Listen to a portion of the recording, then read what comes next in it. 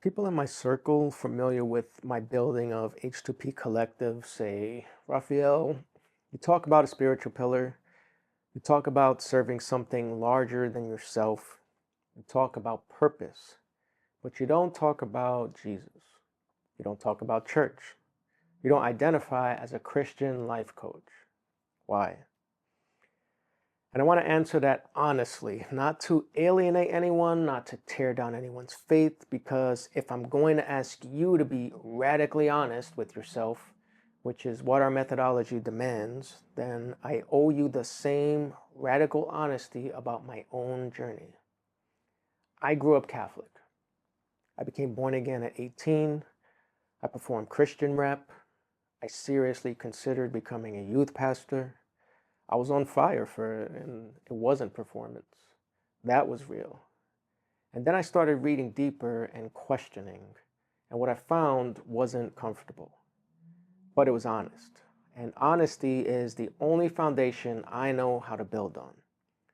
I want to say something before we go any further. I'm not here to break down anyone's belief system. If you're carrying questions about your faith, and you know if you are, those questions were there before you pressed play. I'm just naming them out loud. Some of you will look at what I found and stay right where you are, with deeper roots for having looked. Some will leave, some will build something entirely new. All three of those outcomes are healthier than never looking and slowly calcifying from the inside.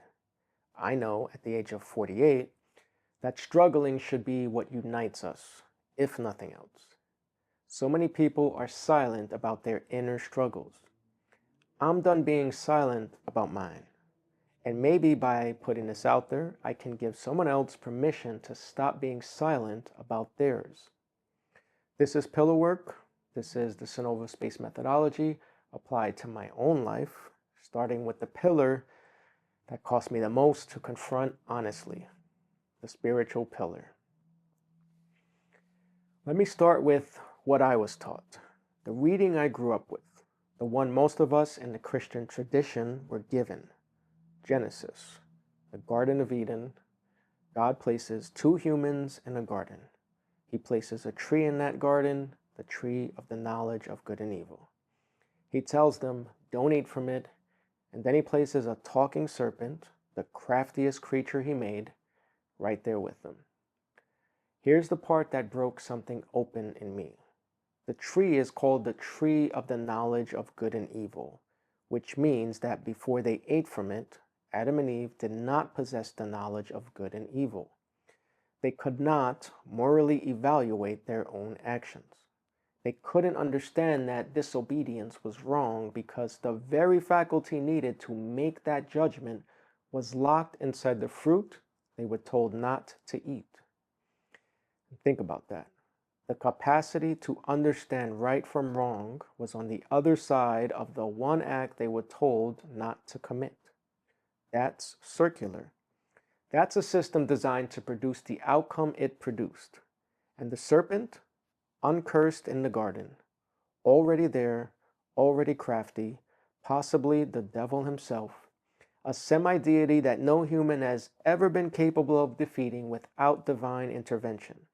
You put two beings without moral knowledge in a room with the most cunning deceiver in all of creation, and then you hold them accountable for the result.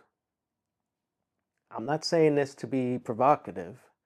I'm saying this because the text itself raises these questions if you read it honestly. And if we can't read it honestly, what are we building on? God curses them, Genesis 3. The woman is cursed with pain in childbirth and a troubled relationship with her husband. The man is cursed with toilsome labor. The ground itself is cursed because of him. Thorns, thistles, sweat, and ultimately death, dust to dust. And later, after the flood at Babel, humanity is scattered, our languages confused. We've been divided ever since. Here is where my struggle lives. The central claim of Christianity is that Christ redeemed us from the curse, Galatians 3:13. Christ became a curse for us. Romans 5 says that Through one man came death, and through one man came life. The theological promise is that Jesus reversed what happened in Eden, but actions are louder than words. And if someone tells me Christ can do all things, that he has overcome the world, I can point to something very simple. The curses of Genesis 3 are still operative. Every single one of them. Women still suffer in childbirth. Every woman. The most devout woman who ever lived screamed through the same contractions as everyone else. The ground still grows thorns. People still toil. Everyone still dies. The languages are still scattered. We are still divided. I'm not saying any one of these disproves Christianity. Theologians have frameworks for holding all of it. Already but not yet.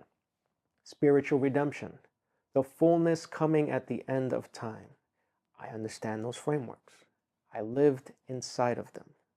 But at some point, I need to ask myself, how many observable counterexamples do I hold tension before I admit the tension is the point? How long do I defer the evidence to a future I can't examine? That's not a logical argument. That's an honest question, and I couldn't stop asking it. And then something happened during my persistent questioning. I started studying the Hebrew text, not just the words, the interpretive tradition behind them. The tradition that actually wrote Genesis, preserved it, and studied it in the original language for 3,000 years. And I found something I was never taught in any church, any Bible study, any Christian school. The people who wrote this text read it completely differently than the way I was raised to read it. Judaism flatly rejects original sin. For rabbinic Judaism, Adam's sin led to his own personal condemnation, full stop, not the condemnation of all humankind. There is no inherited guilt, no species-wide curse passed down through every generation. The Torah is concerned with the evolving moral journey of humanity, not with inherited guilt that requires a cosmic savior to reverse. Paul, the Apostle Paul, created that framework. Romans 5, verse 12. He needed inherited guilt to explain why Jesus was necessary. If human beings can manage their moral lives through free will, discipline, and practice, which is what mainstream Judaism teaches, then there's no cosmic need for a divine sacrifice. Augustine formalized it in the 4th century. Luther and Calvin intensified it during the Reformation. The reading I was taught, the one that shaped my understanding of who I was in relation to God, was constructed by specific people at specific moments in history for reasons that served institutional needs. And the tradition that actually wrote Genesis never read it that way. Jewish tradition insists fiercely on free will. Maimonides said free choice is a foundational principle of Torah. Moshe Chaim Luzzatto wrote that man is placed between perfection and deficiency, with the power to earn perfection through his own free will. He is not compelled toward good or evil. He has the power of choice. That's a direct challenge to the system designed to fail reading I grew up with. And then there's the tree itself. Maimonides argued that the tree of knowledge didn't give Adam and Eve knowledge they lacked. It transformed their understanding. Before eating, they operated on pure reason, true and false, objective. After eating, they descended into subjective moral judgment, good and evil, opinion, desire, bias. The sin wasn't gaining something new. It was trading a higher form of knowing for a lower one. And here's the reading that hit me hardest. According to rabbinic tradition, the paramount sin of the Garden of Eden was not the eating. It was the lack of accountability.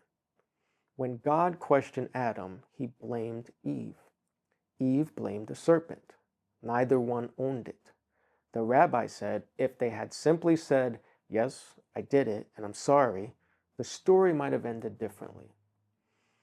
And then there's the concept of the Yetzer Hara, the evil inclination.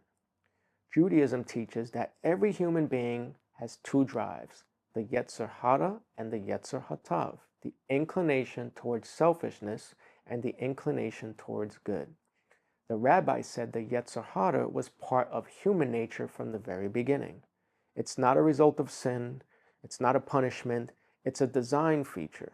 And when God surveyed everything he made and said it was very good, the rabbi said that includes the Yetzer Hara. Because without the drive toward desire, ambition, even selfishness, a man would not build a home, marry a woman, or have children, or engage in business. The engine of civilization is the very drive we were taught to call our sinful nature. The challenge in Judaism isn't to be saved from it, it's to channel it. And the tool for channeling it is in faith, grace, or Savior. It's Torah, study, practice, discipline. I want you to hear what just happened. The reading I was taught, the one that produced guilt, fear, the terror of eternal separation from God, is an interpretation, a powerful one, a dominant one, but an interpretation constructed by specific people who needed it to serve a specific theological purpose. The tradition that actually wrote and preserved these words for 3 millennia has a fundamentally different understanding. That doesn't mean Judaism is right and Christianity is wrong. It means the text is more complex than I was ever told, and the framework I inherited was never the only way to read it. Before anyone thinks I'm about to start wearing a yarmulke, let me be clear. I'm not converting to Judaism, because when I looked at that tradition with the same honesty I applied to Christianity, I found its own set of problems I couldn't look away from. Moses comes down from Mount Sinai. He's just received the commandments, including thou shalt not kill. He sees the golden calf, and he orders the Levites to slaughter 3,000 of their own. Exodus 32. That's a massacre. And Aaron, the man who actually built the calf, walks away untouched. He becomes the high priest. Deuteronomy commands genocide against the Canaanite nations. You shall save alive nothing that breathes.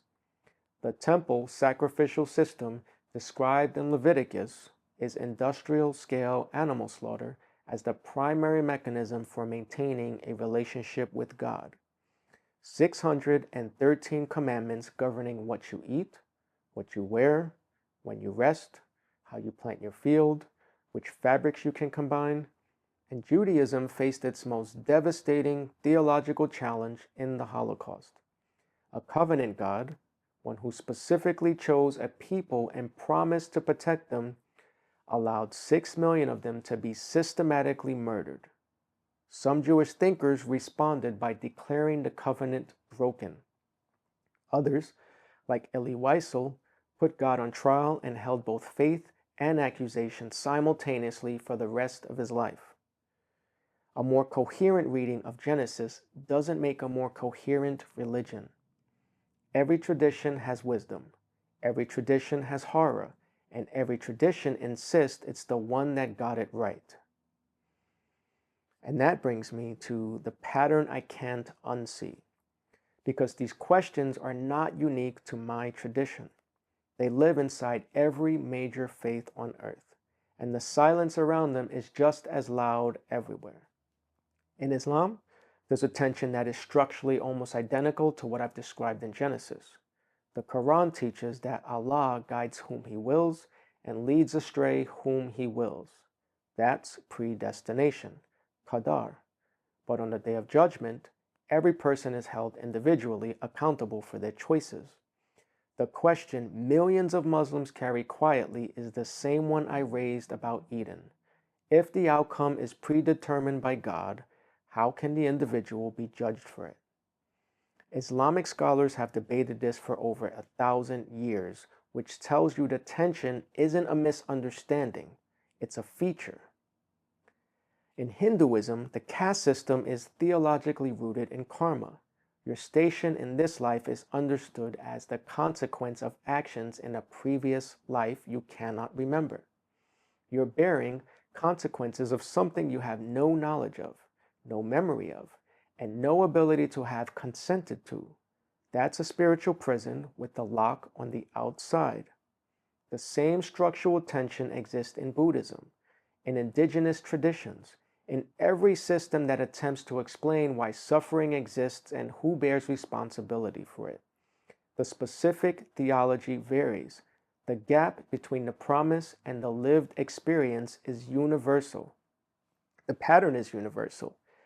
Every major tradition contains a gap between what it claims about divine justice or cosmic order and what human beings actually experience. And in nearly every tradition, the response to anyone who notices that gap is some version of stop asking, have more faith, who are you to question? That's the hardening. And here's what I want people to understand. It's not the questions that harden people. It's the prohibition against asking them. When someone carries a question they're told is dangerous, sinful, or faithless to even hold, that question doesn't dissolve. It calcifies. It becomes resentment or shame or the kind of quiet despair I see every day in social media comments where people openly talk about wanting to end it all. And I believe deeply that some of those people feel that way partly because they have the same questions, but maybe haven't looked into it deeply. They think they're alone. They think they're broken. They think the doubt itself is the disease, but it's not the doubt, it's the silence. That is what breaks people, not the questions themselves. I know the responses. I've heard them, I've studied them, I've lived inside of them. Many people in my circle have consistently presented these responses to me. Let me walk through them because I respect the people who hold these positions. I was one of them. It's already but not yet. This is the most common theological framework. The idea is that Jesus inaugurated the reversal of the curse, but the full effects won't be realized until the second coming. I understand the framework, but here's my honest problem with it. It's unfalsifiable. It can never be proven wrong because the proof is always deferred to a future no one can examine. That's not evidence. That's a promissory note. It's a spiritual redemption, not a physical one. But the curses were physical. Childbirth pain is physical. Thorns are physical. Death is physical. You can't answer a physical curse with a spiritual receipt. You just need more faith. I have deep respect for faith. But when faith becomes the answer to every question that evidence can't resolve, it stops being trust and starts being avoidance. Who are you to question God? Job asked that question too, and God answered him. Jacob literally wrestled with the divine and was blessed for it, renamed Israel, which means one who struggles with God. Questioning is not the opposite of faith. It might be the deepest form of it. You're not a priest. You're not a theologian. Who are you to talk about this? And this one is important because my answer to this objection is the entire reason my methodology exists. Should a person need to be a priest to have a relationship with God? Again, should a person need institutional credentials to ask the questions that keep them up at night? Because if the answer is yes, then we've already outsourced the most important pillar of our lives to someone else. And a pillar you've outsourced is a pillar you can't move within. I'm not here to tell you what to believe. I'm here to help you stop being frozen by what you can't resolve. A spiritual pillar doesn't mean you have all the answers. It means the questions aren't paralyzing you anymore. It means you can hold uncertainty and still function. Still love your kids if you have any. Love your family or friends or yourself. Still show up for your work. Still find meaning in something larger than yourself. That's movement. That's what I coach. And I don't need a collar to do that. Neither do you. Here's what this adds up to for me. And I want to be careful here because I'm not saying this to hurt anyone. The Christian reading I grew up with, when I hold it at arm's length and look at it honestly, describes a God who placed humanity in a system where the odds were stacked from the beginning, where the curses that followed are still shaping every human life, and where, according to Matthew 7:14, the gate at the end is narrow and few find it. That's what I see when I look honestly. You may see something different, but I can't unsee it. But the tradition that wrote and preserved that text for 3,000 years reads it differently. They see a system designed to test, not to trap. They see free will as foundational, not an illusion. They see the evil inclination as a gift to be channeled, not a curse to be redeemed from. And when I look beyond both traditions, across Islam, Hinduism, Buddhism, and beyond, I found the same structural tension everywhere, and the same silence enforced around it. I can't build a life coaching practice on any of those foundations. Not honestly. Not when I'm asking people to look at their restrictions truthfully and create movement within them. Because if I'm not willing to look at my own deepest restriction, my relationship with the faith I grew up in, and the discovery that the tradition that wrote my sacred text doesn't agree with how it was taught to me, then I'm asking you to do something I refuse to do myself. And that's not coaching. That's performance. And I know there are teachers out there that are very popular, respected, who will tell you that God's design for your life is a prosperity formula. Do God's word, be God's word, and you'll have everything he promised. Name it and claim it. I respect the intention behind that, but I have to be honest about what the text actually says. God's original commands weren't a prosperity formula. They were about stewardship, multiplication, and one boundary. And those commands were given before the fall, before the curses that are still shaping every human life on earth, right now. When someone tells you that obedience produces blessing in a 1-to-1 ratio, they're giving you a pre-fall theology for a post-fall world. And when the blessing doesn't come, when the body breaks, when the business fails, when the loss arrives, that framework has only one explanation. You didn't do or be well enough. That's not theology. That's blame. And it puts the weight of a species-wide curse on your individual shoulders. I won't do that to anyone. Everything I just told you, the textual analysis, the cross-tradition examination, the Hebrew that doesn't say what they told me it said, that's the work I did with my mind.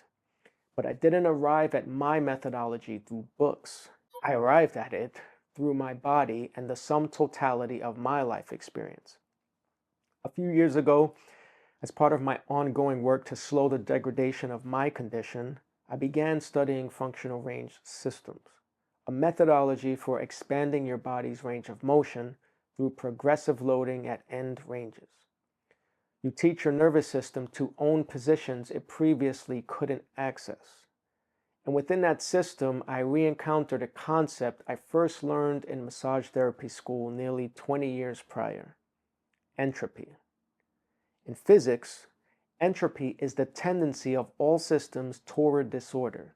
Energy disperses, structures break down. Everything moves from organized to disorganized. It's not a theory, it's the arrow of time itself. In the body, entropy means if you don't use a range of motion, you lose it. Your nervous system withdraws access to positions you don't need. Your joints stiffen. Your options narrow. The system tends toward restriction unless you actively create space. I worked for years to expand my articular capacity, and I made real progress. I gained movement I didn't have before. And then I hit a wall. Bony end ranges. The architecture of my skeleton. Places where bone meets bone and no amount of work will create more space.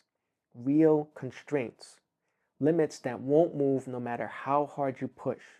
And within those constraints, within the joint capsule, within the space between the bones, there's room to move. Not infinite room, not unconstrained freedom, but real space, actual range. The name of my methodology, synovial space, isn't just a metaphor. It's simultaneously literal.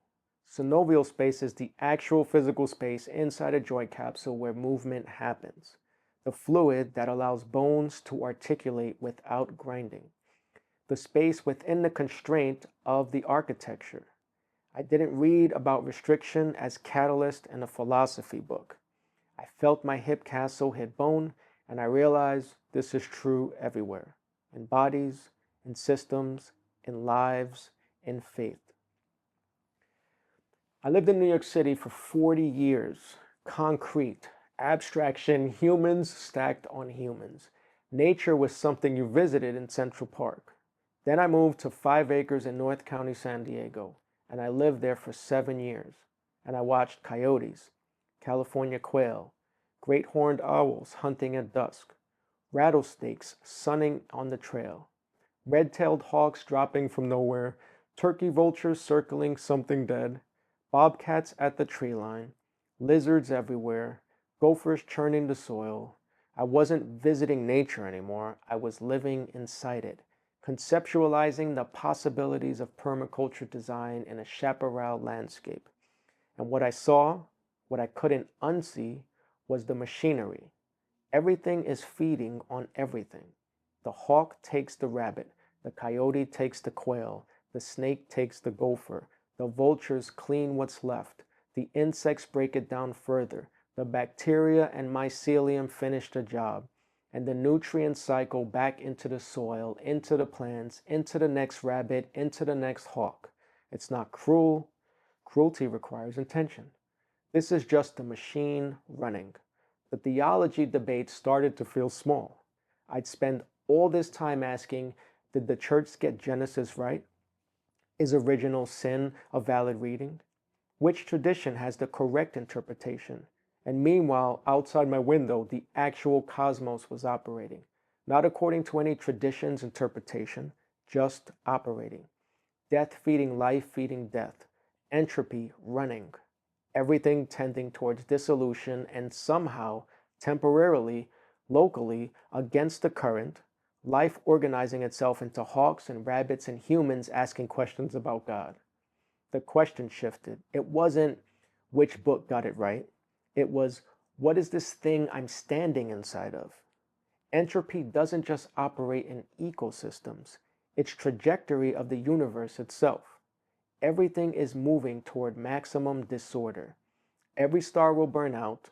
Every structure will dissolve. You, me, everyone we love, this conversation, all of it will be as if it never happened.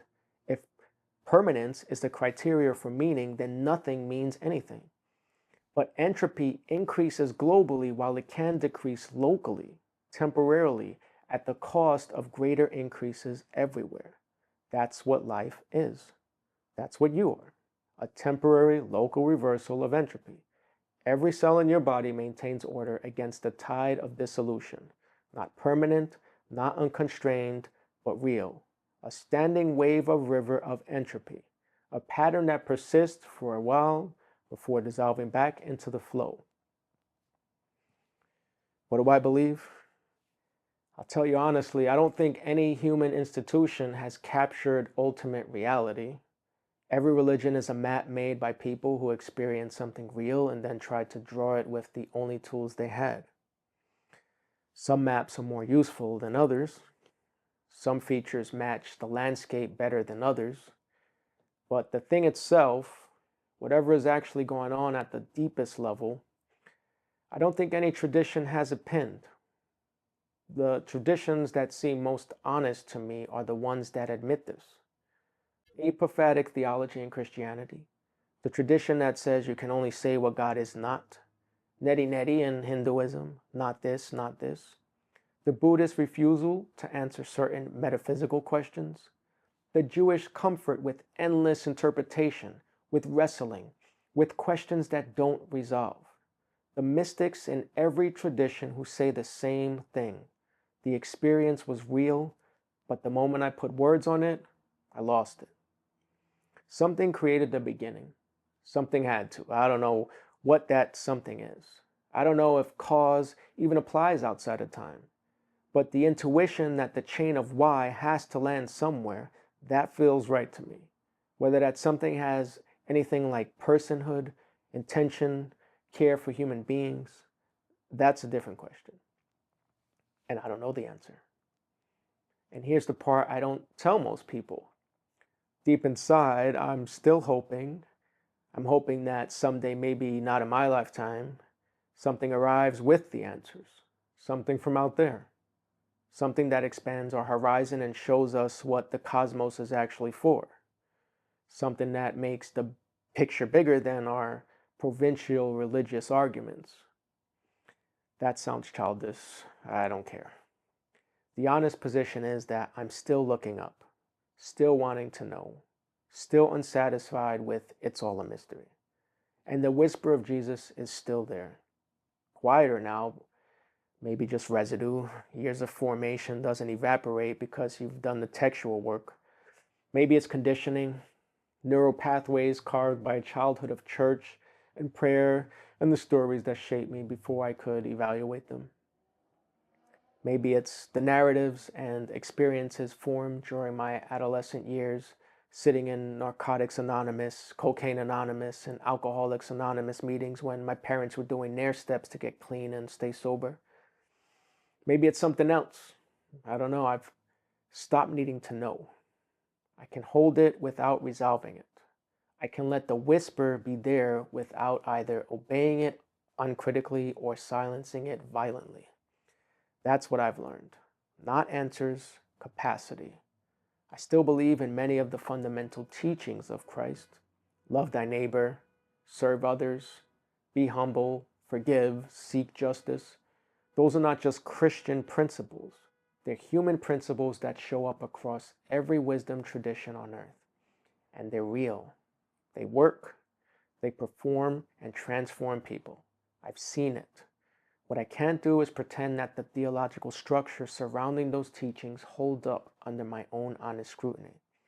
What I can do is be an accountability partner, helping my clients build their lives on the foundation they see fit, with honest engagement and without pretending I have certainty that I don't. A spiritual pillar doesn't mean you have all the answers. It means the questions aren't paralyzing you anymore.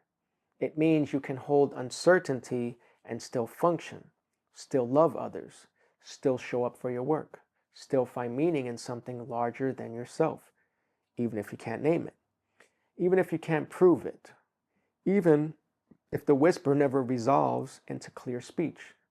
The cherry blossom is beautiful because it falls. The sunset matters because it ends. Your life means something because it's finite. Entropy wins eventually. But eventually isn't now. And now is where you are.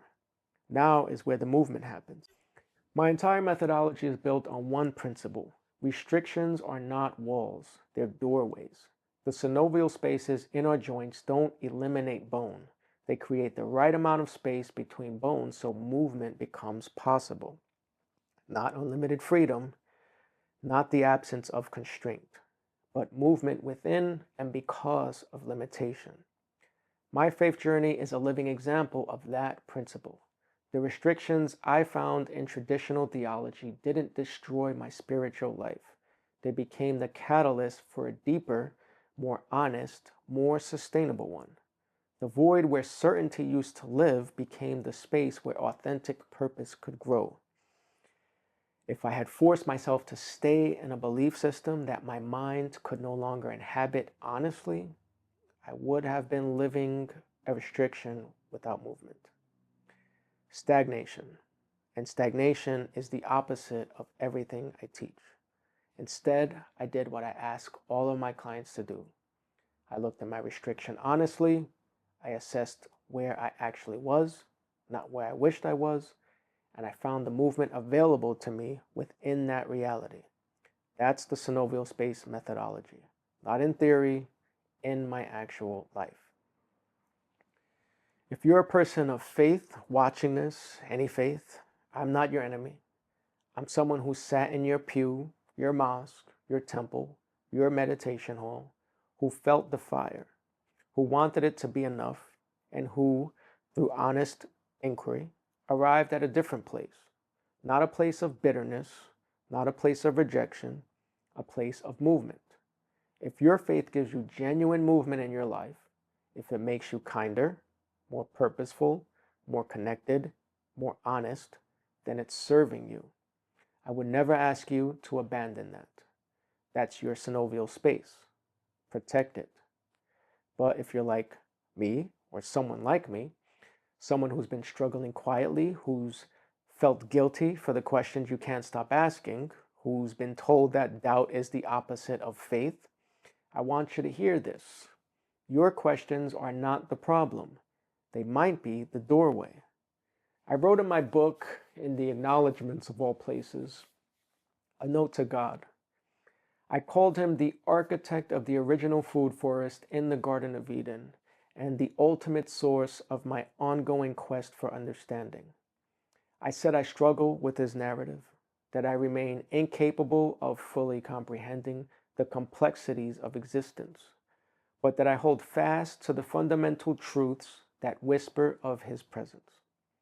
That's where I am, holding the questions, finding movement within the restriction, serving something larger than myself while being honest about what I don't know.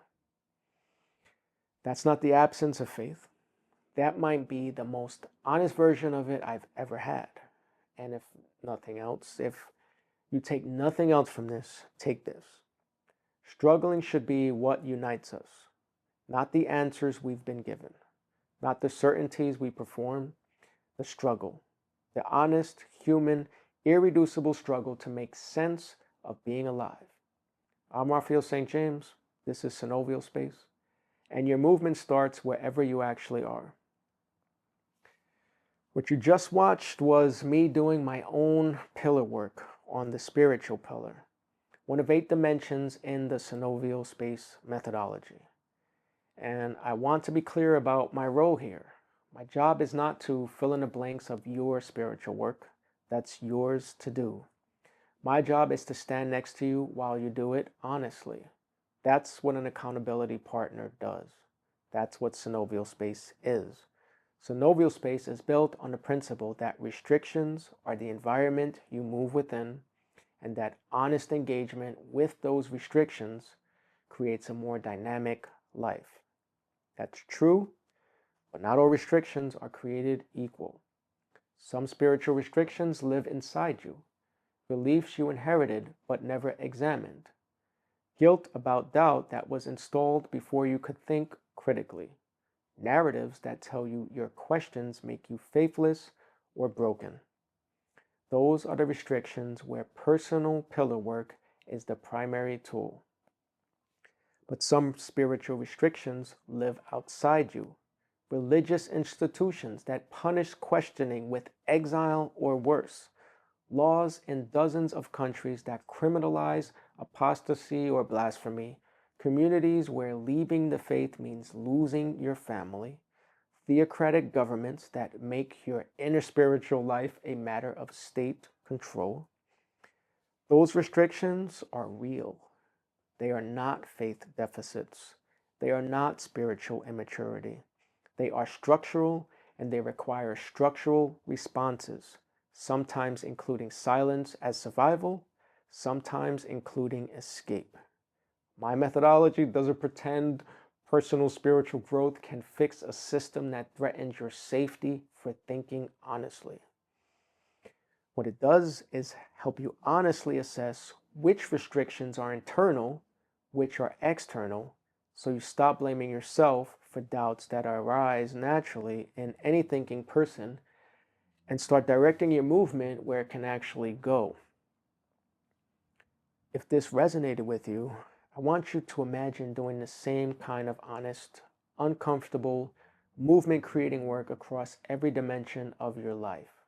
Your physical space, your mental space, your emotional, professional, relational, financial space, and ultimately your purpose. The book is called Synovial Space, A Guide to Dynamic Living. It contains the full methodology, the assessment frameworks, and the tools to start doing this work on your own. And if you want an accountability partner to walk alongside you while you do the work, that's what Liz and I am here for.